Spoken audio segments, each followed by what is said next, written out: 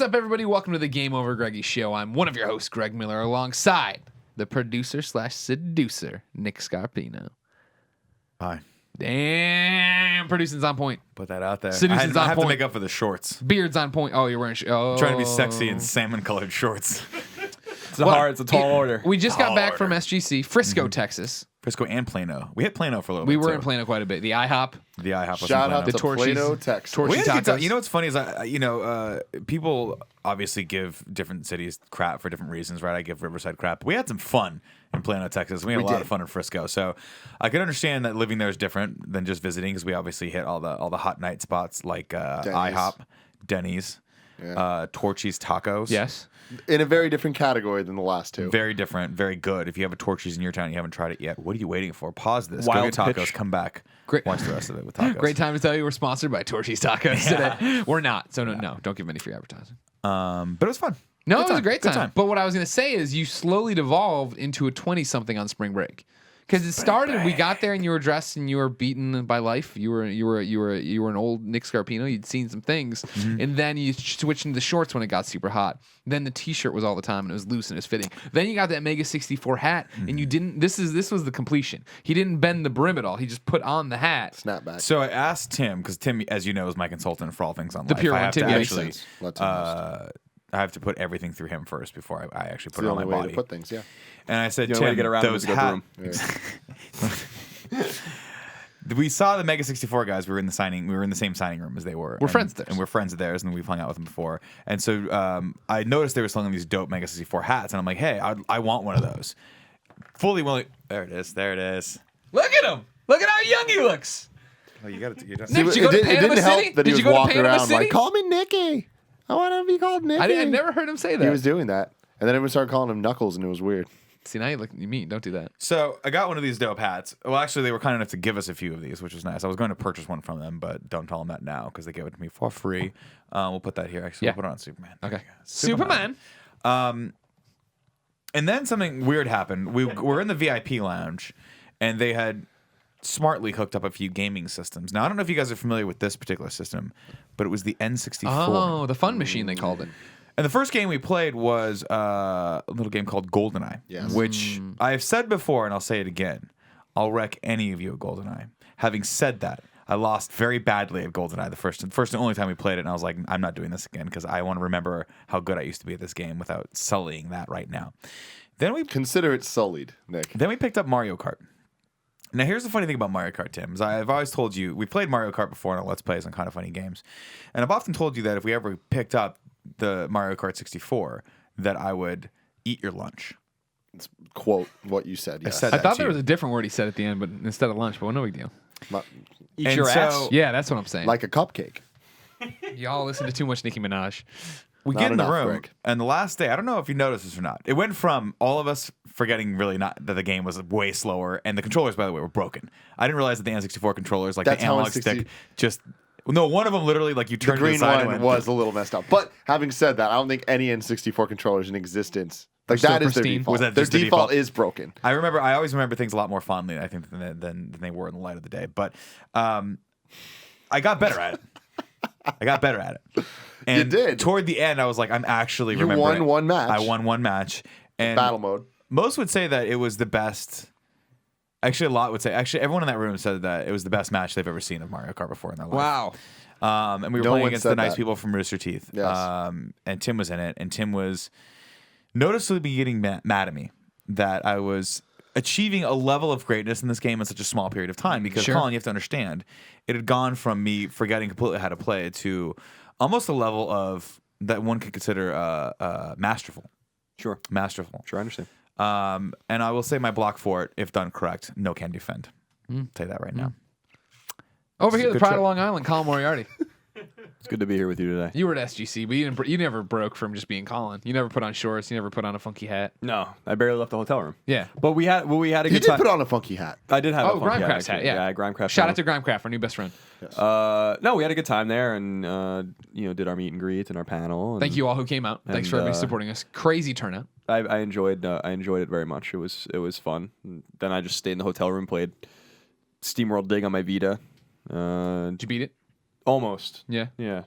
longer than I thought. You thought you were going to beat it on the plane, but then you fell asleep. I fell asleep. A lot of this is what I saw. We were across the aisles, and they were across the aisle from each other, and I looked over, and the best was you were still holding it, but you were like this. Looking out at me the entire time, but your iPad was on for a while. Like you literally blinked at something. You probably were like you're reading about fucking I don't even know the goddamn nuts and bolts on a big old tractor trailer, and you looked over to think about it. You're like, past that. Yeah, What I was my so natural jealous of condition. you, by the way, because I looked back on the plane. You were asleep like an angel. You really were. Like it was perfect. There was no. You were just. Cheryl makes fun of the way you I sleep were all the time. peaceful. You were calm. You were serene. And then that was the complete antithesis of the dude that was next to me who was sleeping. So I had a guy like one row up that I was just staring at, and he had one of those giant neck braces on that it wasn't like a medical condition. He put it on so that he could sleep, and he was snoring so loudly that the only thing that actually I could do to not kill him was focus on the guy next to me who was doing this every 5 seconds.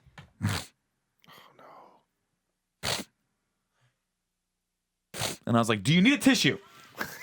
Can I get you something?" That's so fucking annoying, isn't it? God damn it! And his wife was there. And I'm like, how did your wife? Like, she must have tuned it out by now. But if I did that next to my wife would be like this: go to the bathroom and don't come back until this flight lands. Just don't come back. Because you're pissing me off. Yeah. It got to the point where I was trying to finish my Anne Rice novel that Colin so astutely pointed out it's taking me 7 months to read. And I'm like, I'm gonna finish this on this plane because I'm so tired. This damn thing's heavy. It's not as good as I want it to be. It's taking way too long to read, and I'm trying to finish the last 10 pages. You know when you get to the last 10 pages of a book or anything, and you're like, and it's actually good. You're like, I need to just don't screw this ending up for me. Like savor it. And I have this weird thing where like the last like paragraph I have to read perfectly in order to like finish the book out well. So I had to put on my headphones and I put the sleep machine on. Oh yeah, Which actually sounded like the airplane we were in, but just in my ears. And I finished the book. Yeah. you fall yeah. asleep during it. No, I couldn't sleep on that plane. There was just too much stuff going on. I mean, I blame Too much stuff going United. I blame United for that Fuck man that United. sat next to you. I blame United for like The 2-hour delay in the plane trying to get there. for my bagel at Starbucks before I got on the United plane being didn't a like that little bagel? stale. No, The delay? Well, mine was like Yeah, fluffy and not perfect. being able to toast it. Yeah, that we had a very bad experience Yeah. this week. Yeah, straight up, United sucks. I fucking hate United. It's one of those things where How's that? Is that easy enough for everyone to understand? Straightforward, Colin. everybody except Straightforward. Nick has good taste and is a Virgin America fanboy. And so it's like when it feels like whenever you're like, oh well, Virgin's just so good, everything else just must not be. Everywhere else sucks. It sucks. It's terrible. United's boarding process doesn't make any sense. Everyone there is bitter and hates their life. Mm-hmm. Southwest is terrible. Yeah. American's awful. I'm gonna give a shout out to Yeah, JetBlue. JetBlue JetBlue just being got that outclassed because Virgin America showed up. Yeah, after they JetBlue, did no, it. for JetBlue sure. was the premier airline for I a agree. while. I agree 100%. The thing about United is that statistically it showed like they are bad. They're a bad airline, and they have like whole Twitter account, like popular, famous Twitter accounts, just like focused on them. Maybe not super popular, but I see them pop up every once in a while where it's like people bitch about United all the time, and the catch-22 is that United will reach out to you if you tweet at them. I don't tweet at them because I don't want them to talk to me. Where they were like, oh, we'll give you a voucher or whatever. And it's like, but that requires me to fucking fly United again. You Yep. understand what I'm saying? Cut me a check for $100 to cash. I just don't. They're so bloated and they're just. I don't have good experiences on them typically. Sometimes it's fine. I interestingly, when I fly them internationally, I have fewer problems than when I fly them domestically. Mm-hmm. But they just. Getting to Texas, we were on the plane. They don't talk to you. They don't tell you what's going on. They tell you to get off the plane. Then they tell you to get back on the plane. All this shit's happening. Then on the way back, they just arbitrarily delay the flight, but then don't update the boards that the flight's delayed at all until they say something. They just... The problem is that airlines is a zero-sum... Like, flying airlines is a zero-sum game. You go for the cheapest thing there is. So there's very little brand loyalty with airlines. There just is. And so no one pays for like their consumer crimes, as it were. But I think United is just trash. Like it's just a bad airline. And I don't like it. It's a product of its own success, right? Because it's so big that inevitably it's just acceptable that they have 20% of their They fuck everything up. flights just that are totally fucked up. Yeah. Like to put it in context, we're bitching. I was particularly tired. This has been our fourth convention, or third convention that we've had in a Of few the weeks. year? Oh. It's been this is convention season, so we're Right now, traveling a lot. we're in the stretch of 4 cons in 5 weeks. Right. This is our second, and they were back to back. And they're all fun, but they do take a toll out of you. So by the time I got to the United terminal, and I already had 3 text messages from United telling me that the flight was delayed by a half hour, then an hour, I was already pissed off. And then you just get there, and you can tell it's not their fault. It's just the people that work for the airline have to deal with people who are pissed off all the time. And so after a while, they just become just robots. Yeah, they just have to get through They the gotta day, and take they it. have to just get you on the plane because that's their job. And like, you know, once you got to the flight attendants were really nice, and then the pilot did his job correctly. Everyone did the job correctly. nobody died. But getting there, that was where, if it hadn't been for you guys, I probably would have lost my shit. And the hat though, the Mega 64 hat also kept you balanced because it reminded you of being young at spring break, Right. With beautiful babes running around you. That's true. No, I meant the flight to Texas. I would have lost my shit if you guys weren't on there. That was joking around. because you had the promise of the hat I coming. mean, understand what happened on the flight to Texas, right? We got on the plane on time. Then they were like, the pilot isn't here yet. Right. He's coming from a different flight. All right. So they back to back these pilots so that he has to land, basically parachute out of the plane as it's rolling and run over to the other plane. That's how quickly he has to get there, right? Which, by the way, does not instill confidence that the guy might have just gotten out of a 6-hour cross-country flight and is now flying me another 4 hours. Like, thanks for that. Yeah, so they the pilot just doesn't show up, which is again this is not personnel issues. It is some. That's the thing I'm saying is that it's someone's fault that United sucks. Yeah. Like Who do I it's blame? It's not necessarily. Fuck that It's not guy. the flight attendants or the pilots or the people on the ground you interact with. But I do hate that when someone's like, "Well, it's no one's fault." I'm like, "No, it is definitely someone's fault."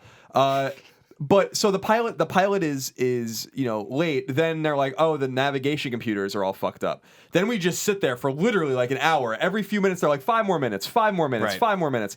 Then eventually they're like, "All right, we got to get new parts." So then they get the new parts. Then they're like, "All right, everyone can just get off the plane." And everyone starts getting off the plane. Then they're like, "We have to deboard you." So then they start. The guy at the desk is pissed off. No, the guy at the because he desk has goes, "You have to get back on the plane, get all your stuff." Well, no, that's not. I'm not even there yet. Oh, I'm sorry.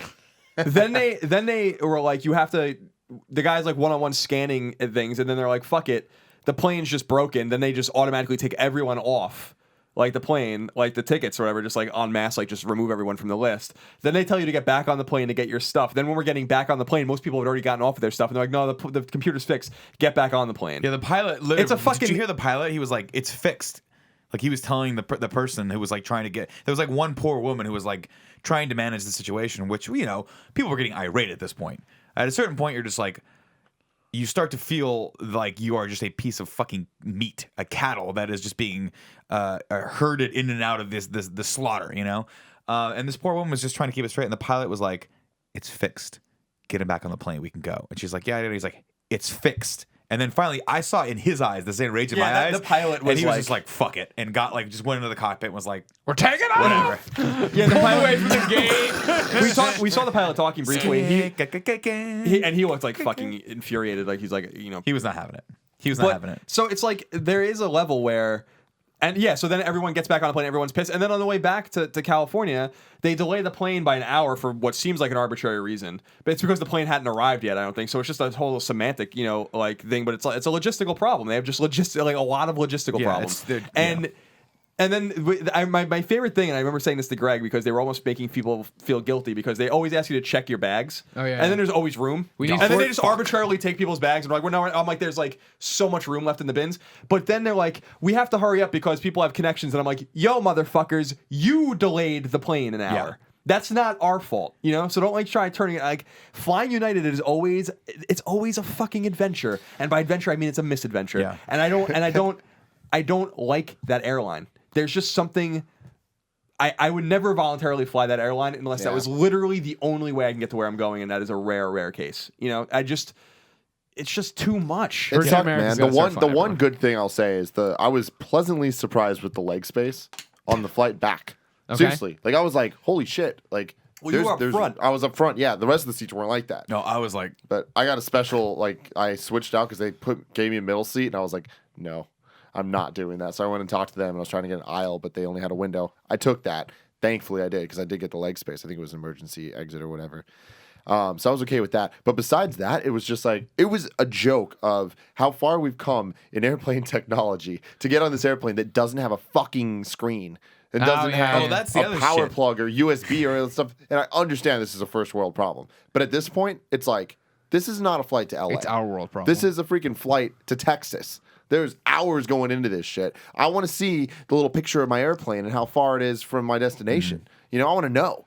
not this fucking garbage. And then all of a sudden, it's like one of my least favorite moments of airplanes is before you take off and when you land and can't get off the plane. Oh yeah, that sucks. Those are the worst. Oh my God.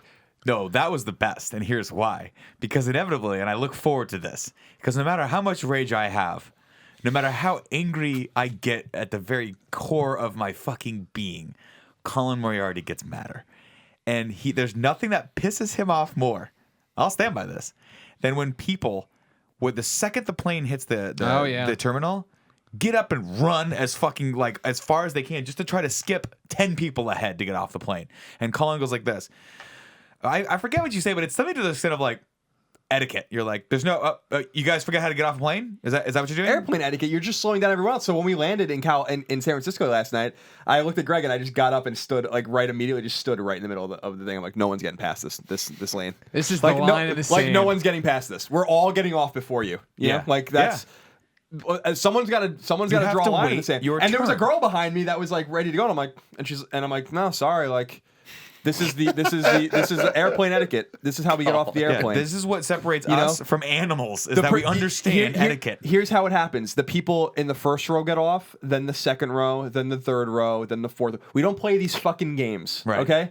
You're going to wait. If you're in the 12th row, you get off after the 11th row gets off. Yeah. What about when they come over and they do the whole like we have people who are really close on connections? Yeah, but here's the thing. I want to see a ticket. I want to see fucking tickets. Because then everyone just gets up and like, oh, yeah. I'm like, yeah, all right, yeah, I know you're not. I'm going to see you at the fucking carousel in 10 minutes.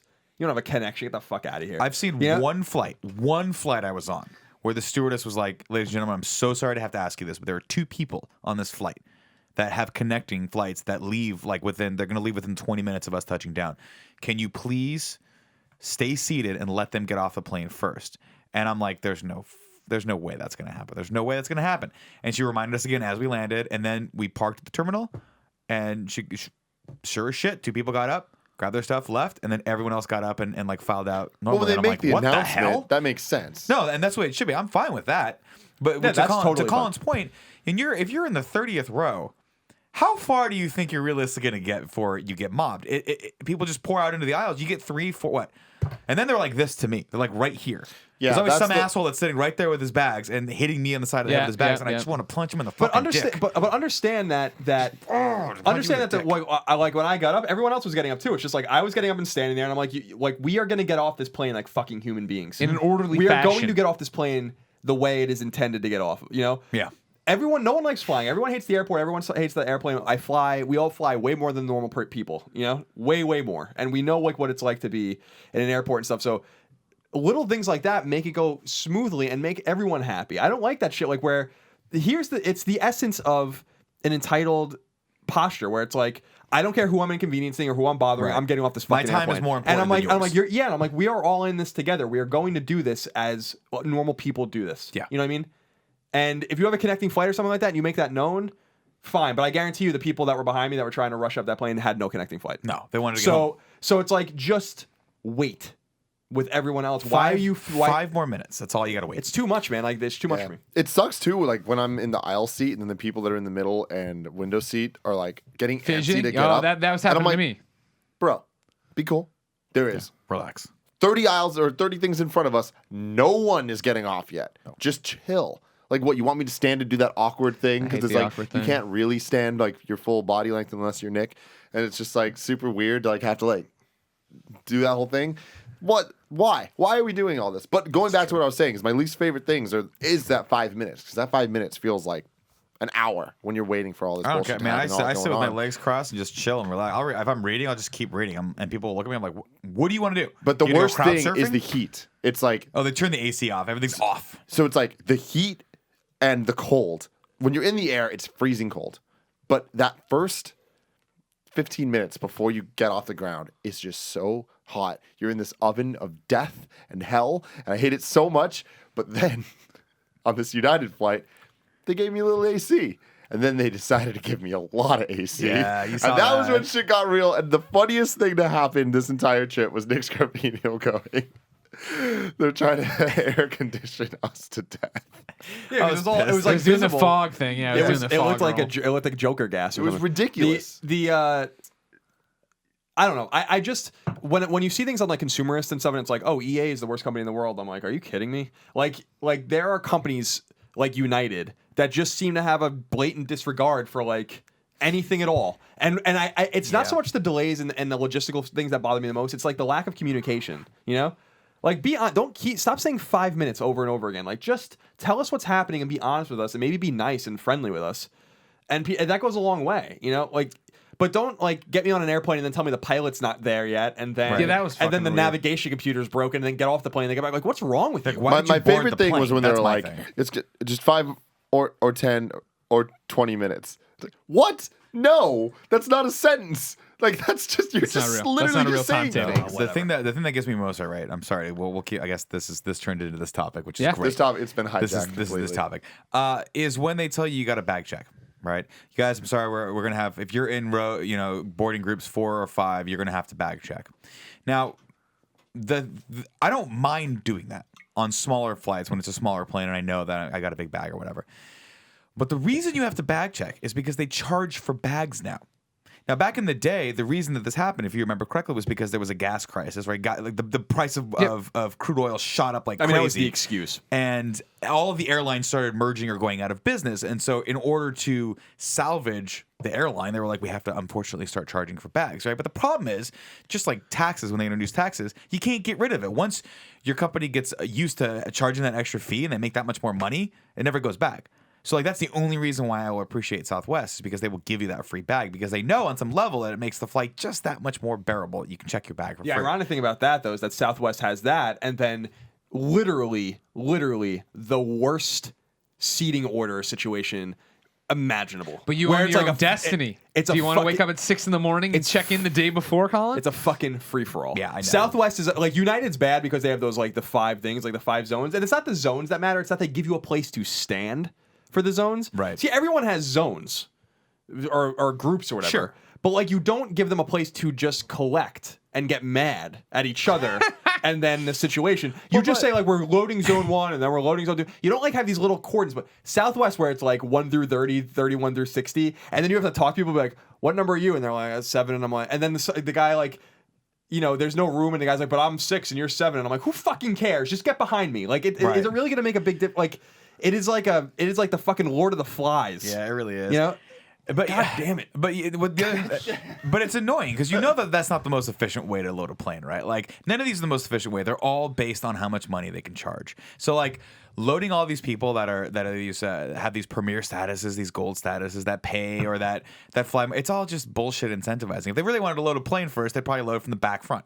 Well, this is what Greg and I were saying. There's in my mind there were 2 obvious ways to load a plane: back to front, or windows, then middle seats, then aisle seats. Right. Right. And I looked it up just briefly. It's just anecdotal, but there was a study where it's saying that style is 40% quicker. Yeah. Loading the window seats first, then loading the middle seats, then loading the aisle seats. That's like the way that they should do it to maximize time.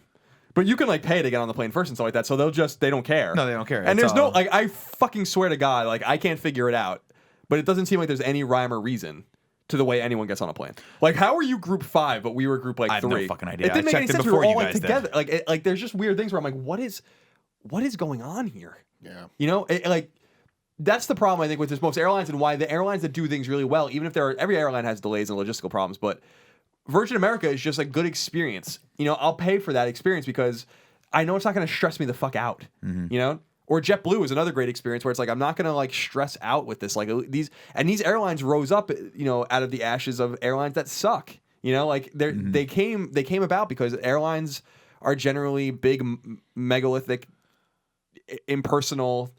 They don't care. No, they don't give a shit. And that's the problem with, and that's what I was saying. Like, people go online, they'll go on Kayak or something, and they'll be like, all right, what's the cheapest fucking flight from here to there? And they'll take that flight. Right. If we had more brand loyalty, and I understand that that's not a commercial reality for a lot of people, then these kinds of things would be fixed like that. But since you can only fly, you know, it's just cheap to fly to Dallas from here on United, or it's, when we went to Kentucky, we had to fly United because that was the only guys that like Went game there. in town or whatever. It's like, okay, like, No, but a perfect case in point, right? We were booking our flights for Rooster Teeth to Austin, and I looked, and there was a United flight that was $40 cheaper Than I'm Virgin. than Virgin, and I'm like, you know what? This is my last stand here. This is where I draw the line in the sand. I'm gonna just spend the extra $40 to have the nicer terminal, to have that extra little nicety that Virgin seems to have, that the good people at United have had beat out of them over the last 20 years of I like work. how you even looked, man. If I know Virgin flies somewhere, I don't even look. Yeah, the me reason we too. flew this way is because this was, Screw Attack was nice to fly us out. They flew us out before I think Virgin was flying to Love Field, Dallas Love Field, and like that was a game changer. You know what I mean? Like if Virgin goes there, I don't care what the price difference is. Now, worth granted, it. we have the credit card and the Yeah, priority points. and all that stuff, but it's Awesome. like Free bags. even without that, yeah, Yeah. no, I'd be all over it. You Yeah, got to man. have some loyalty. You got to stand for something. It is just the most frustrating thing in the world. I feel like we had a especially bad couple days Right. with the airplanes and stuff. And yesterday we were on the tram that takes Oh, you to parking God. and it like breaks down all So we this stuff. finally land. Oh, We're my excited God. for this trip to finally be over. And we go down to get bags. All the bags come off the carousel because we had to check them because we have equipment or whatever. Right. No, all we the didn't have bags. to check them. That was the funny thing is when I got, they were like, there's no way there's not going to be any bin space left. And I get there and there was so much bin space left that you could have fit more human beings on the plane in the bins. And I'm like, I'm almost like wondering if they've ever heard of this thing called a walkie-talkie, where I'm like, just give the person in the plane like an ability to talk to you and be like, oh no, we're good. Don't worry about it. Just get more people on the plane so these people can be on time, for Christ's sake. But no, they're using telekinesis to try to figure out if there's bin space left. And like, no, I don't think there is. They're any bin moving space things in the bins. So we land there. We get there. All the bags come off the carousel except the tripod that the camera's on. So we have to go over there, talk to them. They're radioing over. Even the lady radioing to United baggage people is getting all upset because they're not understanding the simple thing she's trying to say. Then it finally pops out. We're like, great. We'll all go to Nick's car. We have Grimecraft not take his Uber. We'll give you a ride. We're all bros. We fucking get up there. We get on the air tram. Then we realize we're on the wrong air tram. Step off. Wait for the next air tram. Never comes. We're like, all right, we'll get on the other air tram. It'll just go. It'll be a little bit longer. We get on that air tram and look at the map. And it's like, well, no, that's gonna be way longer. Get off at the next stop. Get on the right tram. It goes like 3 stops. Then it's like, It goes all the way to the stop before the one we're supposed to be at, and then it stops. and it's like, and yeah, then this the is doors broken. open, and then after maybe 5 minutes, someone comes over. This is temporarily out of service. I'm sorry. No update as to when it didn't might say be. leave. It didn't say It didn't anything. say It didn't say get Sorry. off. They were just like, that's it. My So we get God. off, we walk down, we walk over, get to Nick's car, drive over to Tim's house to break up and switch out. So Colin and I'll go with Tim with the bags to bring back to HQ. You'll take Grimy home. And I'll take poor Grimecraft, who has been in our car, been with us at this point for an extra For hour and a years. half. And Yeah. he's just like that. I was like, that $40 Uber ride would have been worth it. He's like, I know. I'm having fun though. He had a good time. We get there, Tim's car's gone. There's Yeah. no car. My brother took my car without telling me, so there was no way to get back to Greg. So then Nick had to drive us all completely out of his way to Greg's house. And my lord, It's clear. It should be clear that by this point, this stuff wasn't United's fault somehow. Yeah, it still I was. still blame him. I was looking things up because I know I've read this before. So in 2013, it says this was like based on 2013 stats. Virgin America, headquartered in Burlingame, California, did the best job on baggage handling and had the second lowest rate of passengers denied seats due to overbookings. United Airlines, whose consumer complaint rate nearly doubled last year, had the worst performance. United has merged with Continental Airlines, but has rough spots in integrating the operations of the two carriers. That was in 2013. Then last year, it said that its on-time arrival rate was a little over 75%. So can you imagine paying? And there were airlines like Hawaiian Air and Alaska that are in like the 90s. So can you imagine paying all this money and then just 1 out of 4 times they're just gonna that's No, I don't have to imagine it. Yeah, It's that's 1 out of every 4 times. life. I'm like this. United. It's anytime. Honestly, it's anytime I'm not on Virgin America, I have some fucked up experience. Like something's late, delayed, whatever. It and not sucks, that man. Virgin's perfect. Yeah, Obviously, no, for but sure. like, I've had a couple little issues, but they're always little things. They handle them well. Yeah. That's always it's delayed. Here's why it's delayed. Here's when it's going to be fixed. Thank you, Virgin. This sucks, but thank you. When we were at IGN, like everyone had such a freaking boner for United because everyone's like, "Oh man, we've been flying it for years, so we have all these like points and shit." I'm like, "But you have points for something that's horrible." it sucks. Like no one wants to be a special member of United. I don't Well, want to get on that plane no, look, early if you're because then I'm just going to be on it for 3 more hours. That's true. But if you are Premier, like you do have some good perks. Like they have the whole other security line that you can go through, which is nice. Yeah, all that shit's nice. But at the same time, yeah, if you don't spend thousands of dollars in the airline, they treat you like the bottom of your shoe, where they're like, "Ew, I don't want to interact with you. I don't want to give you anything, and everything's going to cost you twice as much. The Economist, which is a great magazine, says the United merger is a grand, and it's citing someone talking about this, where it says the United merger is a grand example of a consumer sinkhole, a merger that proves to be not just a one-time event, but an ongoing disaster for consumers and shareholders who suffer for years after. I wasn't the only one who had noticed the airline's descent. Since 2011, United has piled up a mountain of consumer complaints. According to one report, only Spirit Air, which is notoriously bad. I'm throwing that in there. Spirit Air is like the Ryanair of the United States, right? Like you get charged for like everything. Has more complaints, it says, and has repeatedly tallied some of the worst quality rankings in the nation, trailing even discount airlines like Frontier and AirTran. A website named United.com collected these complaints. United tried to sue it out of existence. And what they're basically saying is like it's just the nature of how big they are and how bloated they are, I think. And the funny thing I say about Virgin, I think I've told this story before, is I flew Virgin literally the first week, Virgin America literally the first week they existed to LA. This was in the spring of 2008. And my plane was delayed 4 hours out of San Francisco, and I was just going to LA. And the pilot, like they had a whole scheduling fucking snafu, like where the pilots and the flight attendants like had no idea where they were supposed to be and shit. It was like all sorts of fucked up things. And I remember the story specifically that I've told is that they had problems with their jetway and stuff, and then we're like openly like saying like that they feel like their competitors were fucking with their jetway and stuff, and I was like, what the fuck? And even at that time, I was like, I'm never flying Virgin America again. These guys suck. And for like a year and a half, like I didn't, and then like they started getting their shit together, and that's the kind of the point of these particular stories, is that it just seems like they're not, United just can't get its shit together, because I know United is considered awful, you know, like it's considered a bad airline, and that doesn't just happen for no reason. No one talks like that about Delta. No one talks like that, and I'm sure Delta's not very good or not great, but no one talk like United just seems to be synonymous in many ways, from what I've just read anecdotally on the internet or on Twitter and stuff, with just like a really bad customer experience for a lot of people. And I would never voluntarily fly them unless like I absolutely had to fly this airline. Like, this is how you have to get there. Yeah, like if I was like Kentucky's a good example. Like we just couldn't figure out another way to get there. Right. You know, We thought about a train. But remember, even when we went to that's a great example. Even when we flew United and went to Kentucky and had a fine flight there, then they lost our luggage. You remember that? Yep. How can I forget? Like I was like, what the fuck? You know?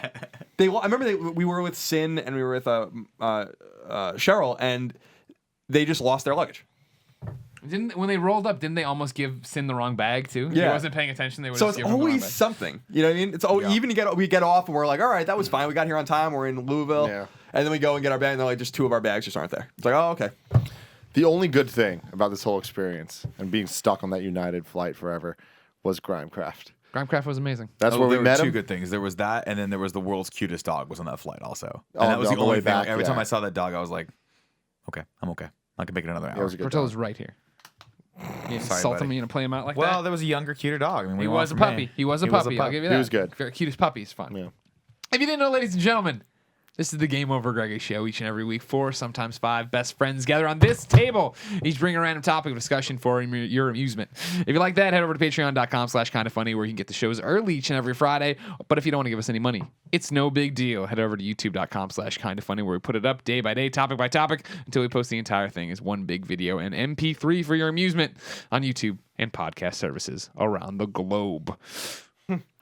So I'm just reading this. It says, I'm reading thestreet.com. This is interesting. This is very interesting. It says, what's wrong with United Airlines? A little bit of everything. And the story says, beleaguered United poses the airline industry's biggest question. What's wrong with United?